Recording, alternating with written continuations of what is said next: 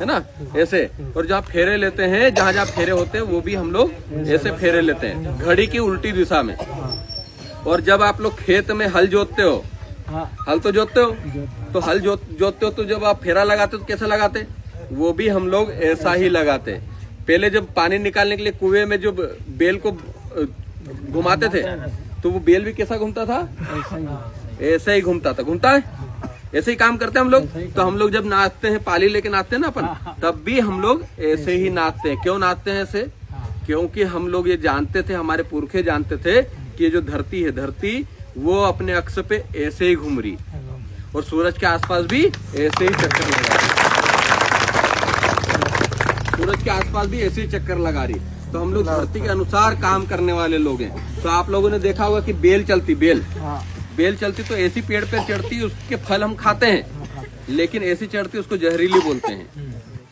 तो हम लोग धरती के साथ काम करने वाले लोग हैं, ये हमारे पुरखे बता के गए। जब वैज्ञानिक पैदा नहीं हुए और वैज्ञानिकों ने ऊपर जाके जब नहीं बताया, देखा नहीं कि भाई धरती कहाँ कैसी चल रही है, तब तक उनको नहीं मालूम था। तो वो ऐसा काम करने लगे, और हमारे पुरखे धरती पे उगने वाले अन्न को देख के पता लगा लिए कि धरती ऐसे घूमती है करके, तो ऐसे काम करते। इतने बड़े वैज्ञानिकों के बाप हम लोग हैं। भाई आग जलाना हमारे लोगों ने सिखाया, खड़े में भी बेल ऐसे ही घूमते हैं। हम धोती भी पहनते हैं, अगर कोई दादा धोती पहनता है तो धोती भी हम लोग ऐसे ही पहनते हैं। तो घट्टी नहीं है, घट्टी भी हाँ, घट्टी भी ऐसे ही घूमती है। और फेटा भी हम लोग जो बांधते हैं, फेटा जो बांधते हैं माथे पे, है ना, साफा फेटा जो, वो भी ऐसे ही बांधते हैं। तो ऐसे बांधते हैं। तो हम लोग उस धरती से जुड़े हुए लोग हैं, इसलिए धरती की बात करते हैं। घट्टी घुमाते तो हम लोग ऐसे घुमाते हैं। तो हम लोग धरती से जो काम करते हैं, इसीलिए हम लोगों को प्रकृति पूजक और इस देश का मूल मालिक कहा जाता है। हम इस देश के मूल मालिक है, मतलब इस पूरी धरती के, जो भारत देश की जितनी धरती है उसके पहला अगर कोई मालिक है तो वो आदिवासी है। ये बात प्रूफ हो चुकी है, और ये बात सुप्रीम कोर्ट में, क्योंकि हम लोग ऐसे लोग हैं जो यहाँ से कहीं गए नहीं, किसी देश से यहाँ आए नहीं, हम यहीं पैदा हुए, हमारे पुरखे भी यहीं पैदा हुए थे और यहीं हैं हम लोग। तो इस तरीके से हम लोग काम करते हैं। तो ये धरती को देख के हमारे लोगों ने पता लगाया। इसीलिए जो पीला गमछा, ये पीला गमछा हम लोग इसीलिए डाल के रखते हैं कि अभी ये जो गेहूं लगे हैं, जब हम लोग कोई भी बीज धरती में डालते हैं, धरती में से जब अंकुरित होता है और पहला जब उसका तना निकलता है तो पीले पीले कलर का होता पीले कलर का होता।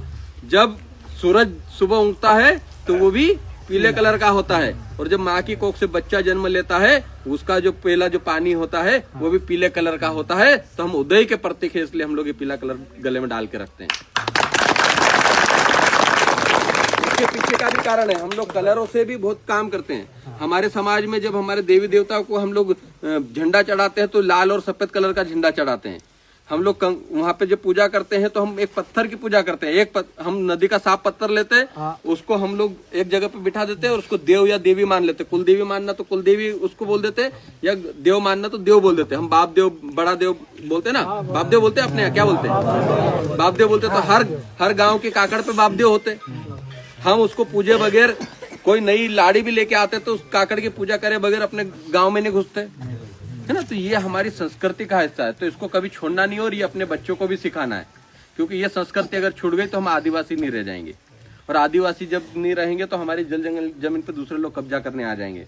तो हम लोग उसी समाज के लोग हैं जिस समाज ने दुनिया को खाने के लिए अन्न दिया, जीने के लिए संसाधन दिए।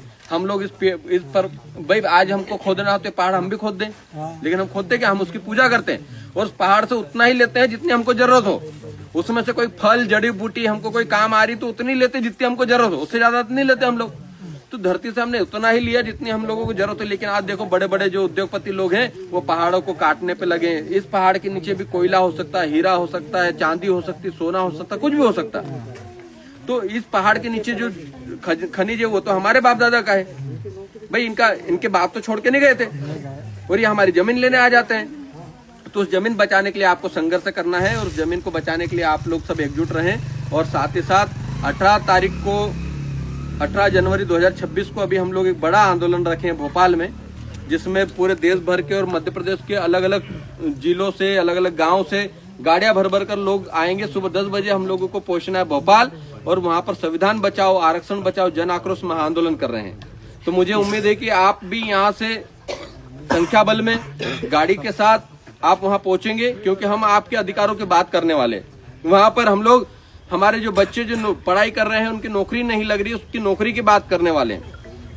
साथ ही साथ एक हमारे समाज के कलेक्टर हैं, कलेक्टर है IAS अधिकारी, जो कलेक्टर होता है उस रैंक के अधिकारी हैं संतोष वर्मा जी, जो आदिवासी हैं, और उन्होंने एक बयान दिया। उस बयान को लेकर पूरे देश भर में ऐसा माहौल बना कि ये आदिवासी लोग कलेक्टर कैसे बन रहे। उनको चुभने लग गया आंखों में कि आदिवासी कलेक्टर क्यों बन रहा, ये SP क्यों बन रहा, ये TI क्यों बन रहा, ये टीचर क्यों बन रहा। ये अभी उनको इन आजादी के 29 सालों में उनको चुभने लग गया।